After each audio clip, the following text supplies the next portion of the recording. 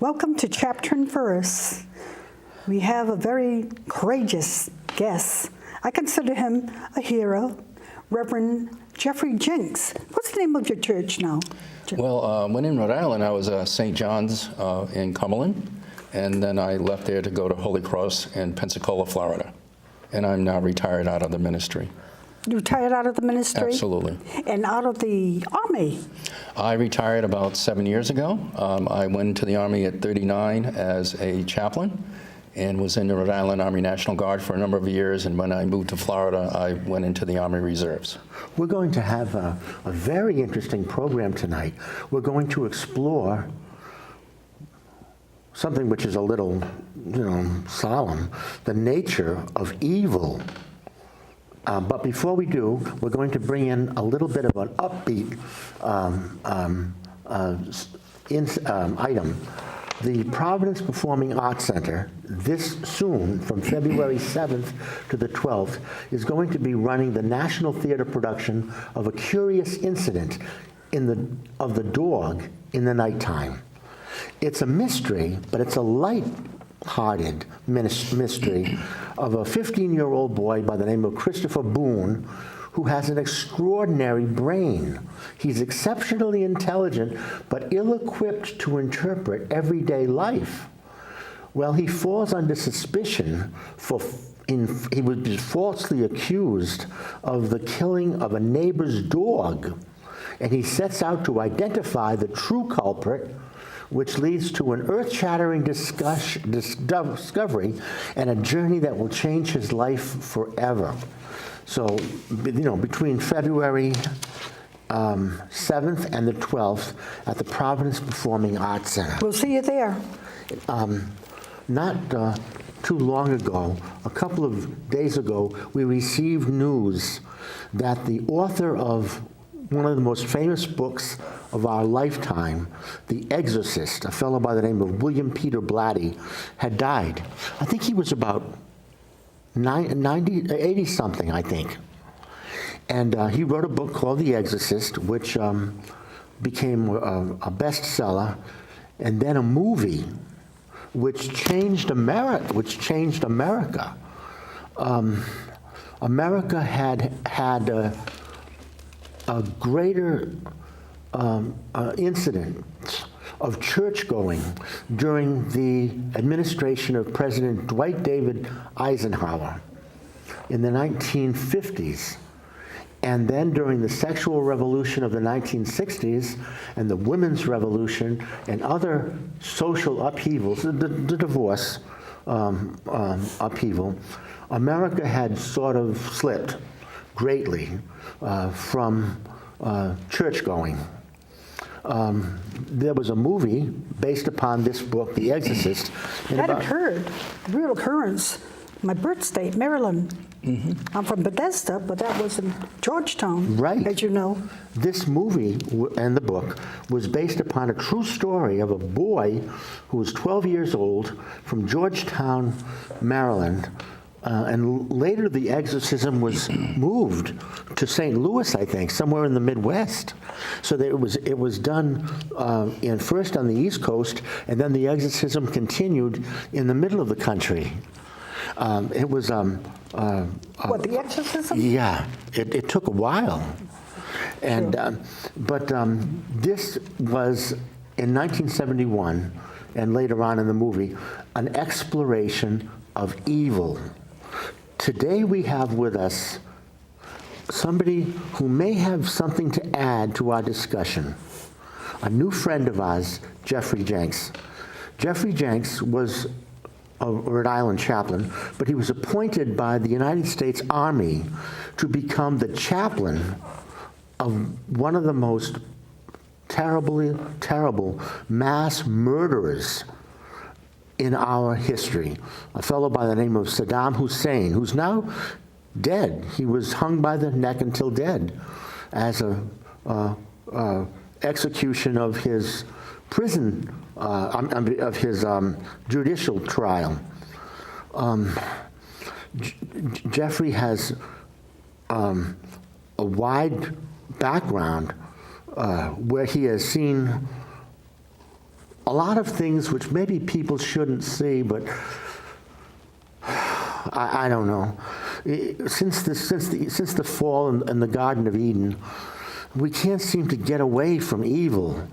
And a newspaper article, mass grave in Iraq from Saddam Hussein. More than 130,000 people were discovered in a mass grave. Another mass grave, more than 130,000 people were discovered because of Saddam Hussein and his wholesale murderous campaign.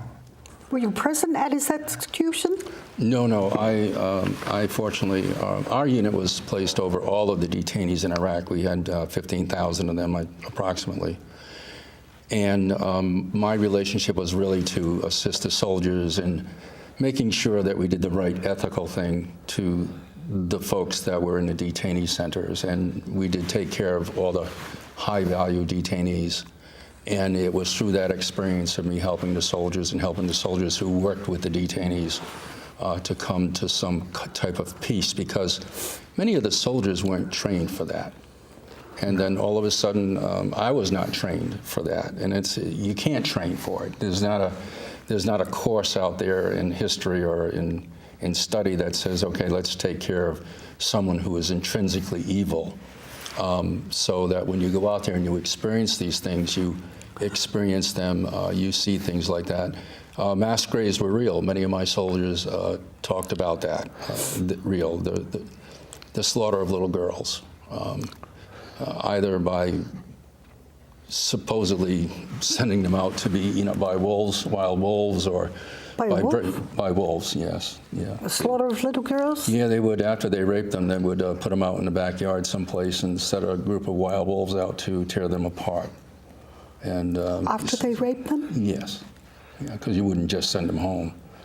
And then there was another place that's reportedly correct where they would take advantage of the little girls, and then they would break their ankles or break their kneecaps and drown them. So you have all of those things there that soldiers, especially my first term in Iraq, were soldiers that came to me from other different units to talk to me about things that were happening in places that I would see. Abu Ghraib, we were interested in what our soldiers did, but we weren't really interested. The media, we were interested in that, but the media was not interested in going out there to say how many people are dead in a mass grave because of Saddam Hussein and his sons. That didn't make news. Dead people don't make news. Society wants sensationalism. They want to know that this soldier from America, who's probably no more than 20 years old, did something, probably something obviously he should have never had done. And they focus on that because that's what they really want to do. But sometimes they don't want to focus on the truth. Now, those soldiers, the rapists and murderers, they were the Middle Eastern These were soldiers? It was alleged that Saddam Hussein's sons were the ones that were really into the molestation of young women. And they were both shot. They were discovered in homes, and I guess the United States Army shot his sons, Hussein and Qusay. Mm-hmm. Yeah, they got them. Yeah, we were there. I was in Baghdad at the time when they took their lives. Yeah. Saddam Hussein was known not only to kill people, but to have them watch themselves be put into meat grinders. Oh, gee. As they turned their arms into hamburgers. Oh. He was not only a murderer and a mass murderer, but he's a very sadistic individual too, or his people who followed his direction. He used to warn his soldiers, this will happen to you too, and take a puppy's neck and snap it. I'm an animal lover, and tons of animal lovers watch our program. You know, and baby lovers, children lovers. Yes. There were, there's so obviously, there's reports out there what he did and what he's speculated to have done, and obviously we weren't there, but we can be assured that there was an intrinsic evil within the human being, and so much so that I think that he felt himself invincible. And that's what happens with people who gain that kind of power. And he sounds demon-possessed. Well, possession is an easy word. People don't like to hear it. It's like they think that it's like the book The Exorcist. You got a little girl there, and you got a priest sprinkling holy water, and all of a sudden, the spitting up pea soup and things like that. People were frightened about this. But for some reason, people aren't frightened about the slaughter of little girls. They're not frightened about the slaughter of other human beings. It's not happening to them. That's right. And the other thing, too, is that seems to be scary. But if we look at what's happening in Syria, we see around the world right now, the slaughter of human beings, the slaughter of children, the bombing of innocent people to death, that's possession. And we need to understand, and we need to somehow either preach it or to address the issue of evil within the world.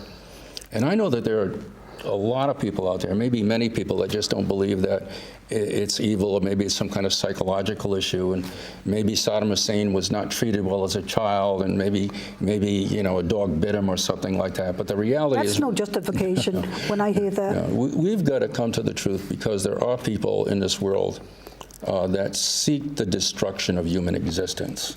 Sure. And we need to understand that that is a tragic reality, not only in our lifetime, but what happened before. We look back at World War II, and we see the regime of the killing of the precious Jews. And when we see the killing of all of those that they killed, not just the Jews, but others. And the eradication of human beings that don't fit in quite to their theory of life or their category of life. But the majority of it is power, misuse of power. People who feel that they have the freedom to take away life. Where they feel like they're God. Yeah, and with our soldiers, I didn't find a soldier that wanted to go out and kill somebody that day. Our soldiers are rather unique. They were there to give that country some kind of freedom, some kind of liberation. Our soldiers, somebody's going to pick, well, there was a soldier that did this or did that.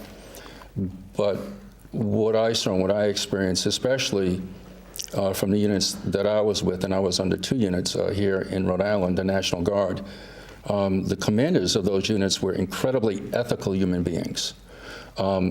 They would not seek anyone's destruction. As a matter of fact, both commanders in Rhode Island were those people that really had incredible ethical standards, and I was very proud as a chaplain to work under them. There was one I liked a lot. Oh, what was his name now? He's long retired. Played the saxophone. Very talented. General? Was in Rhode Island? Yeah, Rhode Island National Guard. Centracchio? General Centracchio? Yes, Centracchio. Yes, Centracchio. Yeah. you just said it.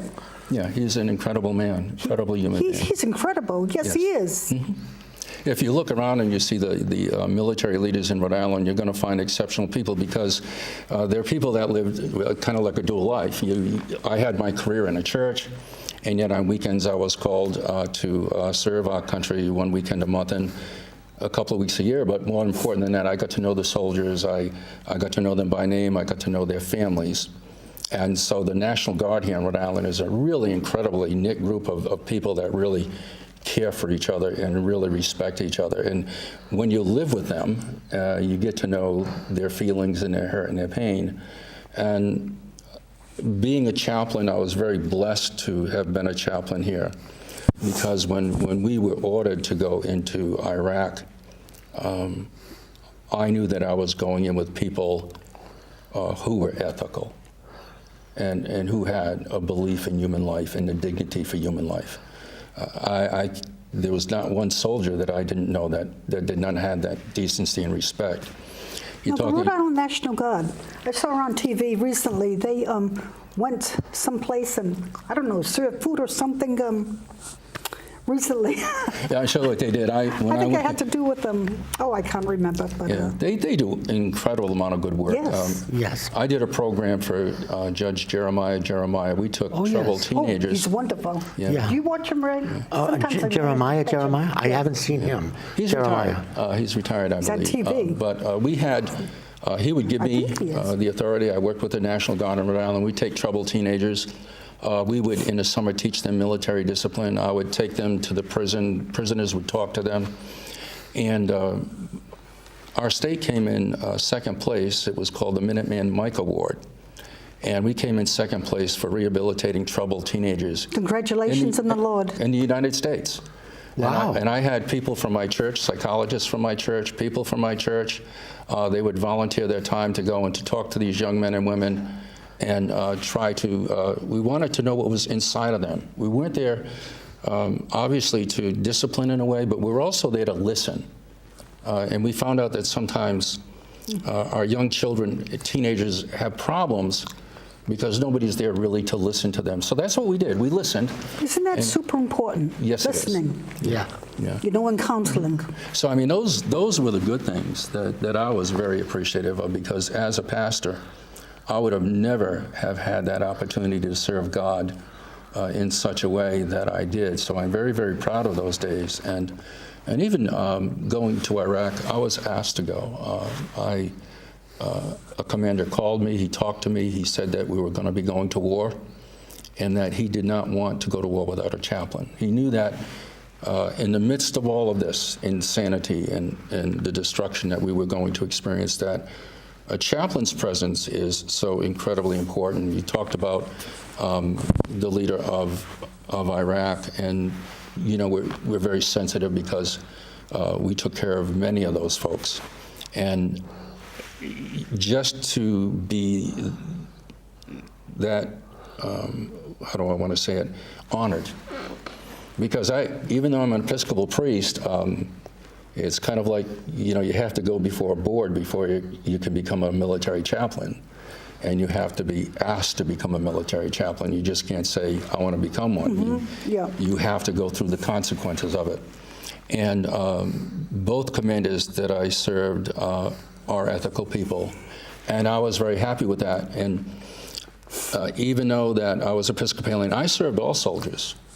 I served everyone. And, you know, I didn't walk up to a soldier who was dying and say, by the way, are you Episcopalian? I went up and I anointed them and I prayed with them. And very different, because over here you'd go into the hospital, wait in a waiting room. In Iraq, when a soldier was dying or being operated on, they would bring you right into the operation. And you would be there as the chaplain, and you would find a place to anoint the body and to pray for the doctors and for the nurses. It was just a very, very different experience, and they didn't teach me that. And I was kind of thrusted when I went to visit a soldier who was really severely injured, and they said, well, come and pray with him. And I'm like, oh, I'll stay here in the waiting room. And they brought me right into the operating room. Yeah. And that was something urgent. yeah, so it's there. When you see a soldier die, when you pray with the soldiers and you anoint them, and then you turn around, now you have to comfort the other soldiers because they know one another. Their spouses know one another, especially from this state. And so when one soldier is wounded or one soldier is killed, it affects everyone here. And so I was taught critical incident stress debriefing. I was there to help the soldiers. I was there to be with them. So when you look at the whole thing about the war experience and the leader of Iraq and all of the other leaders, you just find it a very, very different experience. You talked about the Garden of Eden. Well, Tigris and Euphrates. I got out of my Humvee and I looked at the area and I said, if this was the Garden of Eden, we really made a big mistake as human beings. Yeah. Yeah, it is in there. Iraq, isn't it? Yes. It's supposed to be And in Iraq. Babylon is in Right Iraq in Babylon. too. Yeah. Right. And I went to Babylon. I had the opportunity to visit Babylon. And that's the thing too, you know, you learn about the culture, you learn about the people. I love the real people of Iraq.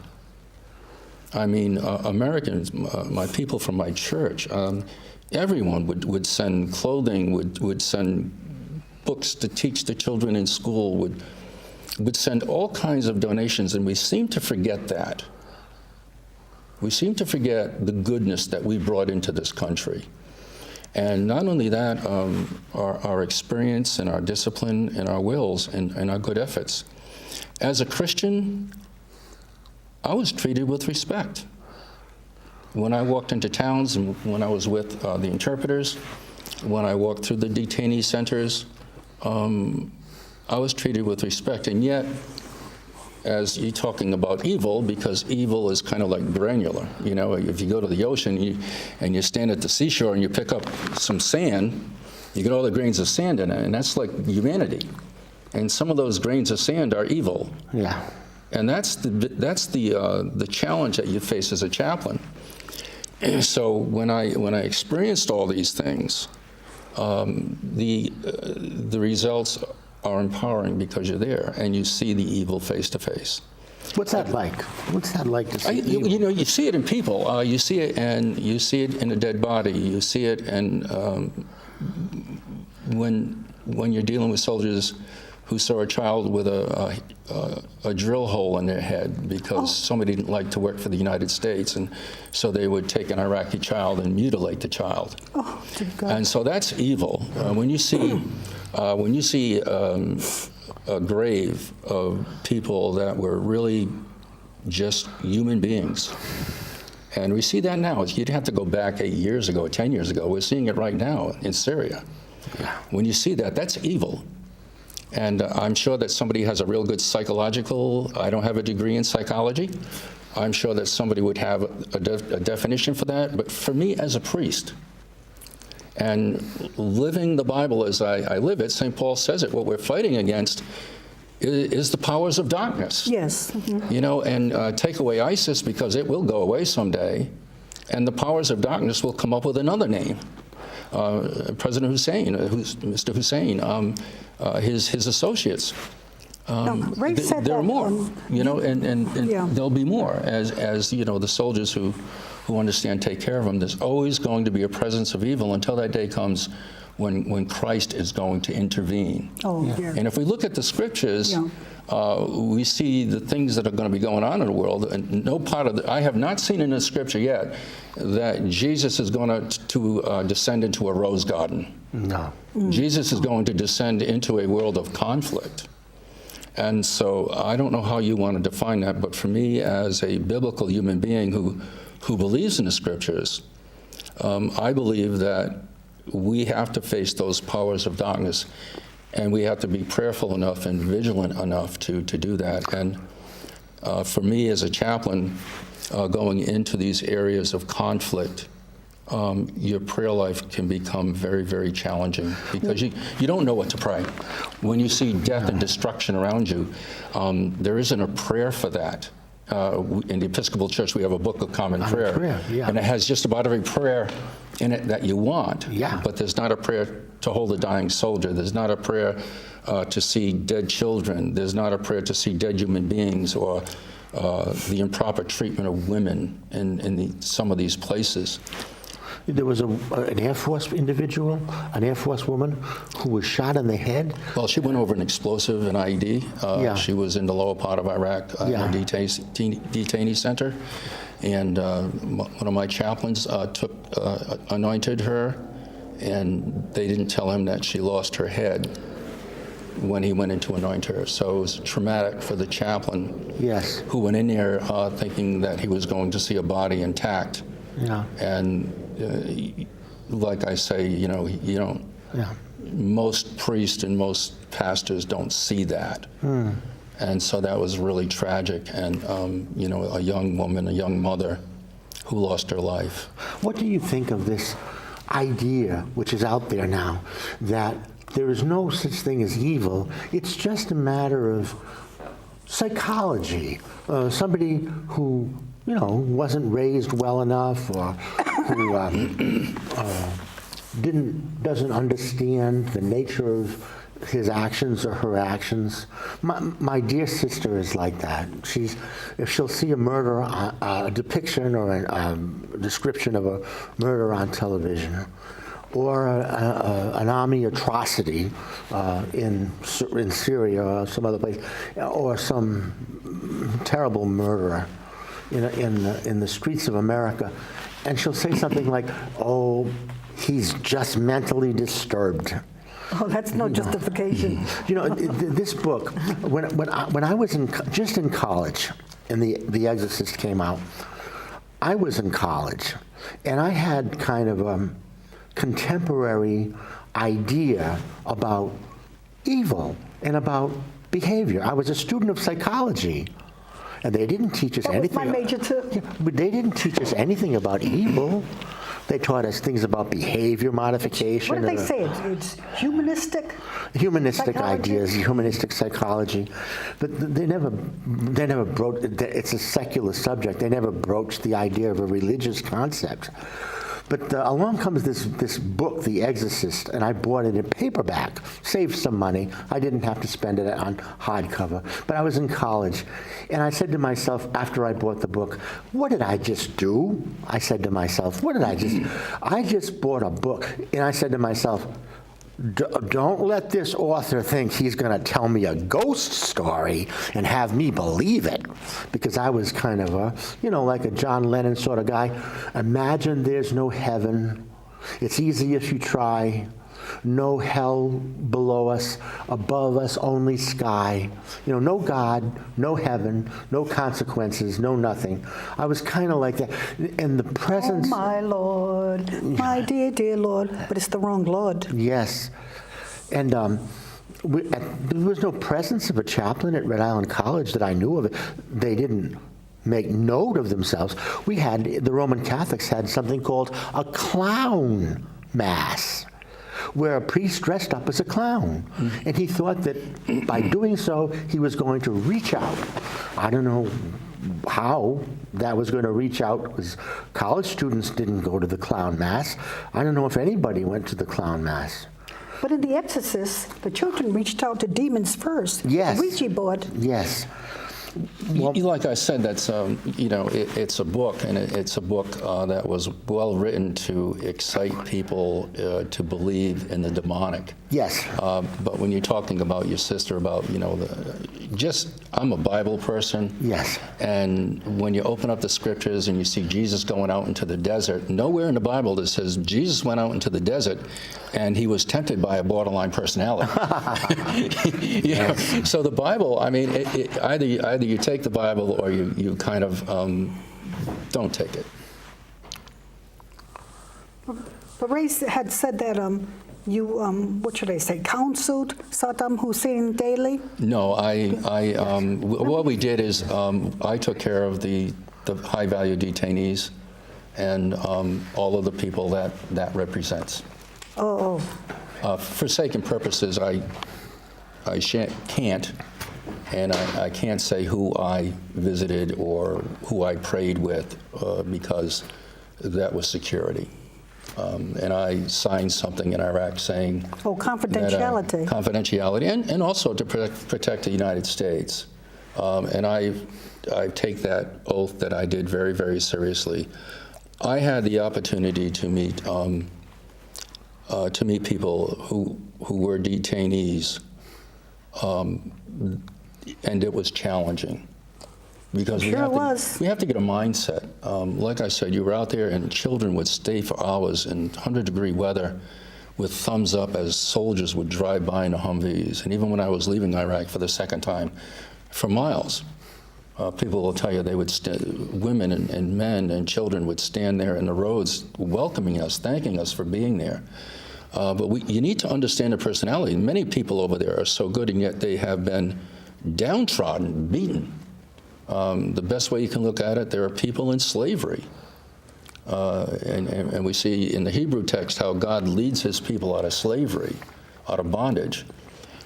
And I think what happened here, especially with the dictatorships, with the evil that has taken place within some people, you see the tragic results that is far worse than the book of The Exorcist. But somehow we don't want to connect that with evil.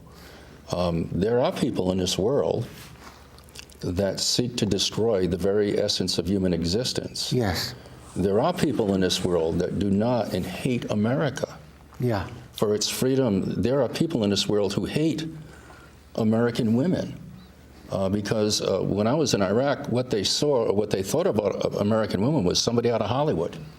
And their concept of a woman is rather radically different than what Hollywood is.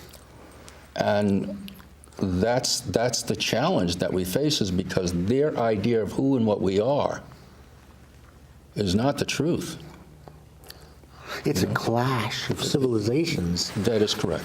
I would say that, yes, it is. And Okay, we have to say goodbye now. And Rhode Island National Guard, you heroes, we dedicate this anointed show to you. God loves you, everybody, and so do we. See you next week.